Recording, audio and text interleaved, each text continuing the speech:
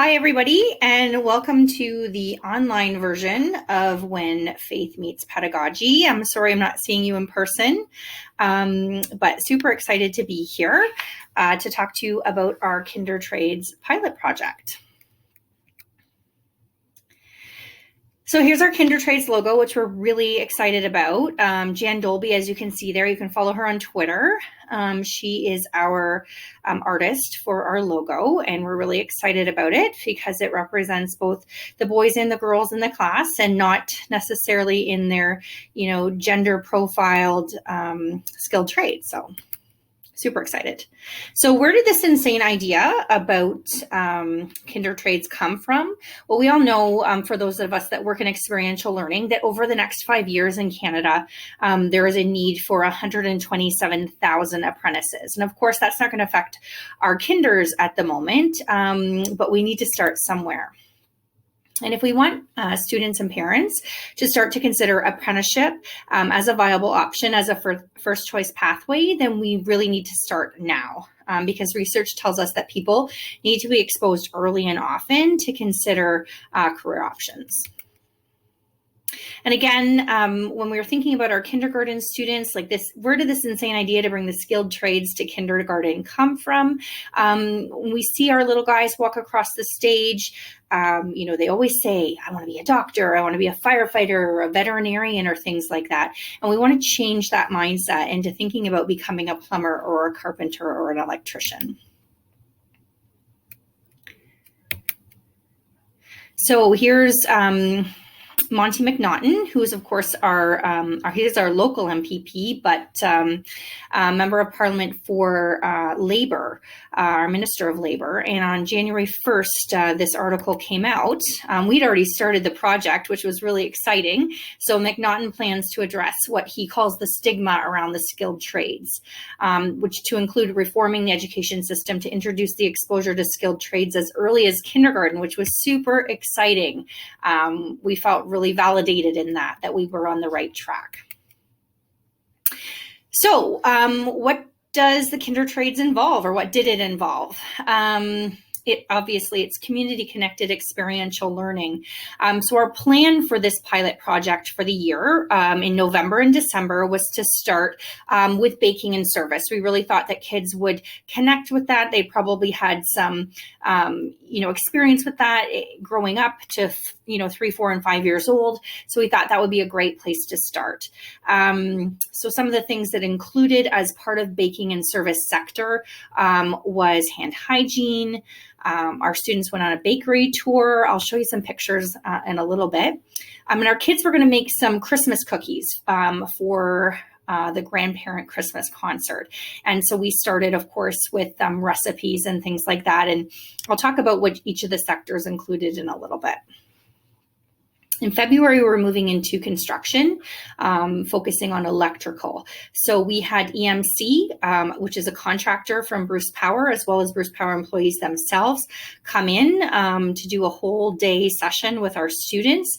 They talked about safety in the home, their tools, and squishy circuits, of course. In April and May, of course, we know with COVID in March happening, this was our plan, which didn't get to play out in its entirety. So we were looking at construction and carpentry, and our plan was for our kindergarten students to go to high school, to go on a shop tour, as well as to a shop tour from one of our local carpenters in the area. The local high school class was going to make us some large blocks, kind of like Lego, but big blocks that had interconnecting pieces for our students to build with. We were going to pay our grade 7/8s as well as our JKSKs to go on a trip to the local high school. And they were going to spend a half day at the high school working with the TCJ3C and 4C classes to build birdhouses, which was then going to bring us into May, which was a bit of a bonus, where we were going to have that illustrator, our amazing friend Jan Dolby, to come in and to, look at the birdhouses with our kids and to go through a cookbook of recipes and do all of the drawing and painting and creativity associated with those. We're then going to loop back around to our volunteer tea, which was to take place in May, and have our students create pies and things like that for our volunteer tea. And we were going to take all of those recipes and put them into a recipe book. The recipe book to go home for Mother's Day or Father's Day, and then the birdhouse to also go home for Mother's Day or Father's Day. So we could kind of see the whole cycle of that. So for each sector, so for each of those activities, we were looking at what would we include so that we could really embed this within the curriculum and make it a valuable experience, not only for the students, but for the teacher and our community members. So each sector included a literacy block, and we had sector hookbooks for each of the activities, each of the sectors that we were looking at. So construction, baking, things like that. We also had a numeracy block with age-appropriate math for each of the sectors. So for example, when we were looking at creating the cookies, how much and how many, we were looking at, whether they understood a tablespoon or teaspoon wasn't really relevant, but 1 or 2 eggs or, 3 of the half cups of flour, things like that. But they also did tallying when they were looking at what types of cookies that they really thought they would like versus those that they actually liked when they got to try them and things like that. Of course, we had hands-on activities for each of those sectors and reflection, which is critical as part of the experiential learning cycle. You can see up there in the top right-hand corner, without reflection, our students aren't able to really think about what it is that they've experienced and to apply those reflections moving forward. Of course, we had videos, whether they were through YouTube or what have you, to support each of the sectors as well. And most importantly, we had our red seal for these particular sector and jobs community members. So we had Jody and Jay and Brandon and Devin and Dave Metcalf and his grade 11, 12s, which unfortunately we didn't get to have them in and go to the high school, but that was our plan. And in the bottom right-hand corner there, you can see those are pretty typical reflection sheets for kindergarten, where they would draw a picture in the top and then put their thinking in below. So Jan Dolby, our illustrator, created one of those for each of the sectors that we looked at. This was the one for baking, as you can see with the piping of the icing and the cupcake there. So then kinder during COVID happened and we adapted. So we kind of went to a different way of thinking, where we were using different venues through Google Classroom and things like that in order to take a look at the construction sector, which we didn't really get to look at. So we had different activities from different weeks during COVID. And of course we had hookbooks that went along with it. And we had a really awesome activity. I'll show you mine on the next slide here, where our students had tucked in Tuesday. So this is me, Ms. Auger. And so here was hammer and nail. So I chose hammer and nails for the construction sector. And if you go into each of these activities, you can see possibly, nope, access is going to be denied. I need access to my own activity. Anyway, in each of these, you would go into them and you would see the activities. There's a video of me reading Hammer and Nails. I embedded my daughter and my husband into it. So you can kind of see in that picture there, looks like my daughter Sophia and my husband Jay, and they redid some of the scenes from the story, and they had different types of activities. So for example, we would have built something, the birdhouses.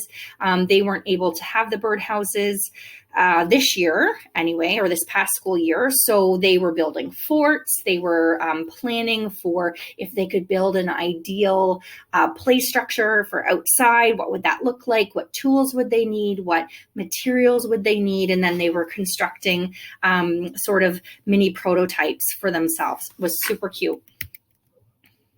So here's some pictures. So what does that even look like? So here was our kickoff event in the kindergarten classroom. And you can see here our team. This is Mrs. Lisa Finley, who is our kindergarten teacher, and Ms. Cassandra Johnston, who is our ECE in the classroom, who incidentally did her ECE program as an apprentice through Ontario Youth Apprenticeship.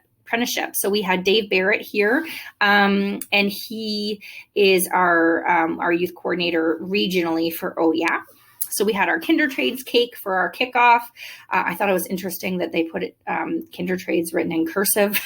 But anyway, with real tools on the cake, and the kids were really excited about that. And Dave Barrett, his big idea here is, what do you want to try next? It's not so big of a deal that kids didn't like the activity. The idea, the really important part was like, okay, you didn't like that. That's equally as important as, well, what do you want to try next? So we had a kickoff where we invited lots of people, and you can see this little guy down here in his picture, which is, again, we've got that reflection piece at the end, something that he was looking forward to trying as we move forward. Here are some pictures from our bakery tour. Our students through OYAP. OYAP very, very, very graciously paid for the busing for our trip, which was phenomenal, great partnership. So they took our students to Schultz's Totally Baked Bakery, and the kids got to go in and see the industrial sized tools. So they were like, wow, that's a mixer. I have one of those at my house, but it's little and wee, and this one's really big. And you know, they got to try things out. And of course, we got them some treats at the end to take back with them when we could give kids treats. So this again is leading into December 3rd, Baking Day. So there's Jody Lippert, our community connection, in this middle picture just here. But you can see which treat do you think you will like best up here. And so we have, you know, all the students and, you know, their tallies. It's on a different sheet as well. And then once they tried them all, of course, which treat did you actually like the best, which was really exciting. For December 17th, pardon me, was the Christmas concert. And leading into that, of course, we were really having a lot of fun last fall. We've got the letter from JD here. So JD was the house elf who came and was hanging out with these guys last fall. Hopefully this will open up for you and you can see it. But JD, along with Santa, wrote a note to the JKSKs, say, I'm JD, I'm the house elf of Sean and Sophia McDonald. We're on a special mission to deliver these Christmas presents to your classroom. So this whole thing was really super exciting. The kids were, don't tell your grandparents, but we snuck in to try the treats. And that Jody, who was the baker who came in, that she's on the nice list and things like that. But anyway, so the kids, of course, baked all these cookies for the Christmas concert. And then in the actual Christmas concert at nighttime, they would go back to their classrooms, of course, when they're done their little show. And this was, hopefully this will work for you. This was Santa. It's a toolbox. So Santa delivered lots of really fun tools for them to use in their classroom. So they got some safety cones. They also received a whole kit of things for their kitchen in their classroom, which was really exciting. Okay, so here's some pictures from that grandparent Christmas concert with the kids delivering the cookies. Of course, this is the service industry, so we're really, looking at hand hygiene, heading into that, and smiling while they were serving. And these are their grandparents and their parents. You could see the big hugs, and we had the older students, of course, supporting them as well. So February was electricity. Here we have Brandon Fraser and Jay McDonald, my poor husband, this guy here who got roped into this.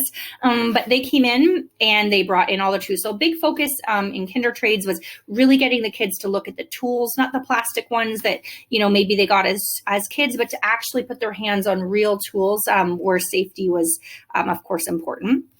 They came in. So you can see in the background here, they built sort of a fake wall with, the correct measurement for the studs. And basically these guys brought in all the tools, and the students, along with the help from Bruce Power and affiliates, EMC, they wired this fake wall. So, which was really exciting. So you can see their tools there. So they got to sit around and hand around all of the tools and take and feel all the tools and talk about what all the tools were used for. And then you can see them, they're hammering in the staples to hold the wires where they went.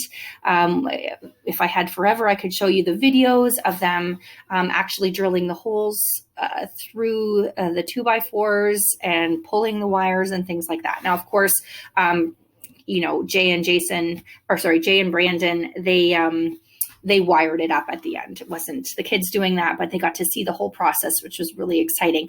And had we got to move a little bit further on, a local family, our contractors, and they were going to come in and drywall the wall for the kids. And then when Jan Dolby was going to come, she was going to paint the wall with the kids, and it was going to be super fun. So maybe we'll see that in the fall of this year. So then here's another electrician here. This is Alicia.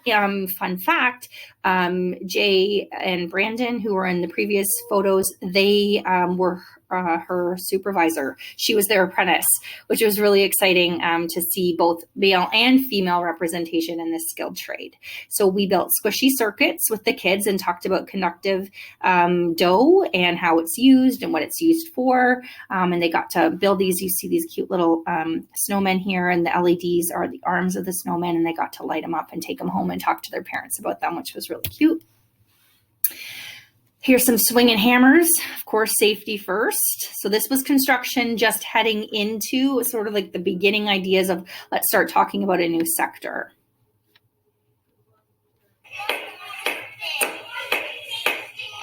How very careful he's being, and he's got his safety glasses on.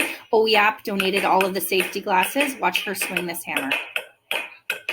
She's giving it. So all of these nails and wood were donated by the high school in preparation for us going to be heading there. She's just swinging that hammer, doing an awesome job. So kinder during COVID, here are some of the activities. So we asked kids to plan and prep for building an outdoor play equipment. We've got a little guy here whose parents are obviously building a COVID something or other. So he's out there with the sauna tube, and he's digging holes, and he's running pipe and hose and filling it up with cement. And then we've got this cake here, which was another activity where students were asked to look for a recipe, or if they had one in their family, and get all the ingredients and build it with their families and take pictures and document. And of course, most importantly, that reflection piece was critical. Here are some forts that we're also a part of. I love this cute "No Boys Allowed" is the sign on there. Forts were part of it, and they talked about what features of their fort they liked, what made their fort strong, how they could improve it, if it was ideal, what could they add to it to make it the most amazing fort going. We've got snacks in this one, snacks and babies. I can see the cat in the hat in there. So yeah, and of course we've got the reflection piece there. And so through all of this, one of the most important things that we found with our kinder trade students was they really love learning and about and with and using with their hands. So it was really exciting for them to have a hands-on approach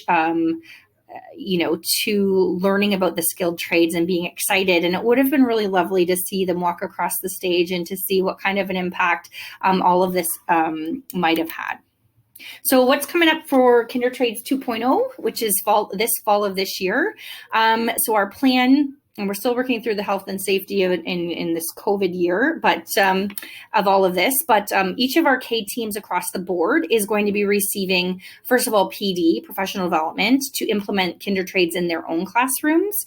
They're all going to be receiving, I wonder if this will open up and let me show this to you. They're all receiving a Black & Decker, here it is, Black & Decker Junior Power Tool Workshop for every single K team in the board. And that's courtesy of Ontario Youth Apprenticeship, who have been phenomenal in supporting this.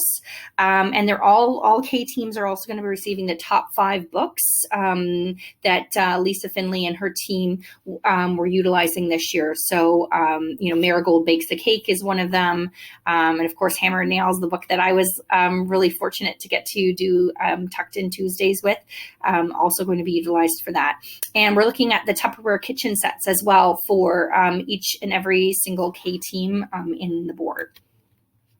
We're also looking at building the mud kitchens for each of our schools for use outdoors. So this is an example. Local 2222, regionally, they ran an awesome campaign for our schools locally. And I think they made 10 of these for local schools. So of course, all the rest of the schools really want one. So we're looking into possible partnerships with them and other local unions as well, and our high schools with our specialist high skills major program. So trying to look at that, the experiential learning cycle and experiential learning in general, and how we can incorporate all of those things.